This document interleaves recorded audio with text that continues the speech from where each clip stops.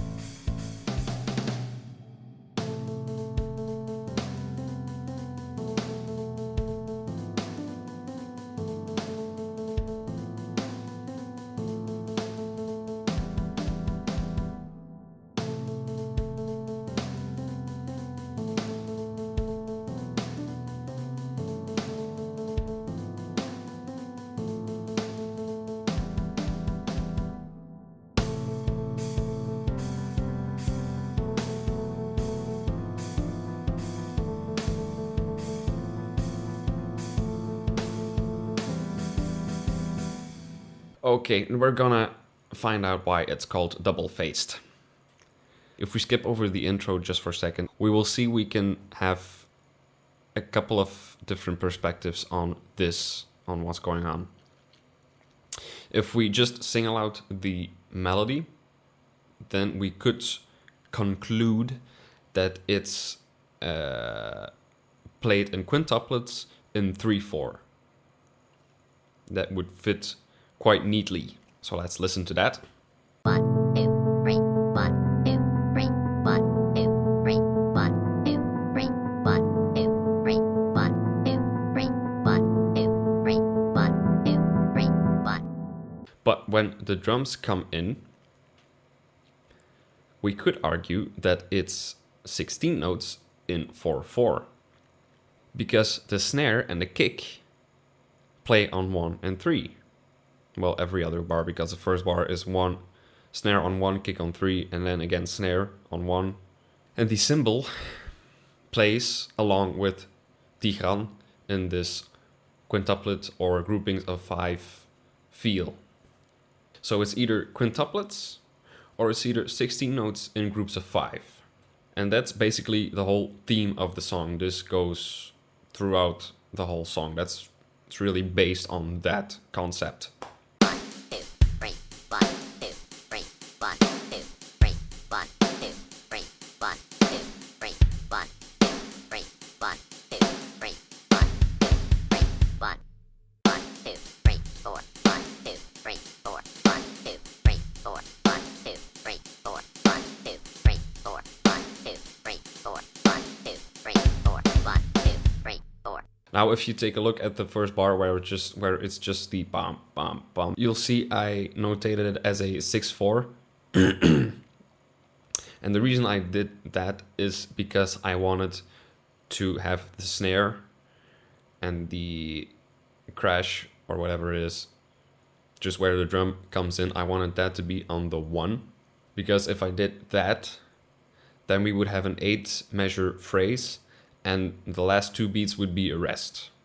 If I put the snare on the 3, then we would have the same 8-bar phrase, but the rest would be on 1 and 2. And it made more sense to me that it would start just on 1. We could have the argument to have the snare on 3, because if we have bands like Meshuggah,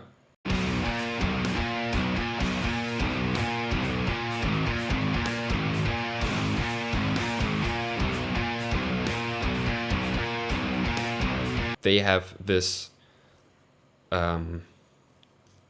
this irregular 16-note pattern like in this example, 2116 over 4/4, and the snare comes just right on 3 every time, and cymbal keeps time, and the kick plays the pattern along with the guitars.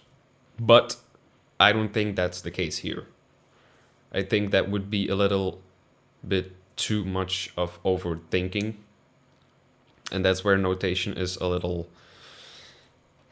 I don't know, it has issues with actual music, where music is just more intuitively, and notation can become a little bit too stiff and rigid and too logical, but we need to have some way of putting it on paper, so we make most of it. But the thing that interests me more is how they think. So are they thinking in quintuplets or are they thinking in 16 notes? I don't know. We would have to ask Tigran that, on how he does it. It looks on paper like it makes more sense that he's just thinking in 16 notes because of the regularity of the snare and the kick. But if you have to think it, it might make more sense to think of it in quintuplets, and he just has to know where the snare falls within the quintuplets to make it so. I don't know, I'm not a drummer, I don't know what's the best way to think of this. But it is something I find very interesting, and I would like to know that actually. So if there are any drummers out there who want to pitch in and give their 2 cents on what's the best way to think about this, let me know. The one thing rooting or supporting the 16 notes argument is that if I program this stuff in, it really seems that it's just 4/4 and the final 2 beats are arrests, and it fits pretty good. It sounds like it's played like that. But I can't tell you for sure, because if you look at a live performance of them, you can also find that on YouTube. You can see they keep eye contact the whole time. So they're constantly checking each other out, keeping each other in sight and communicating. So that's why this thing is called double-faced, probably. If you find this stuff interesting and want to delve further into this and into other things as well, you should definitely check out our Patreon, because we post this stuff almost daily.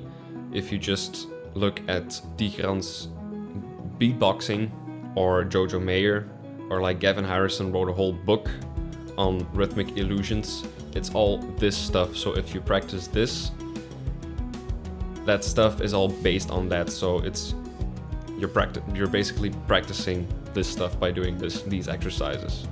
Like I posted sort of like a whole course on how to make a solo guitar arrangement for jazz standards, or practicing chord changes, or rhythm exercises like the Meshuggah thing I posted a while ago. I have one on Jojo Mayer.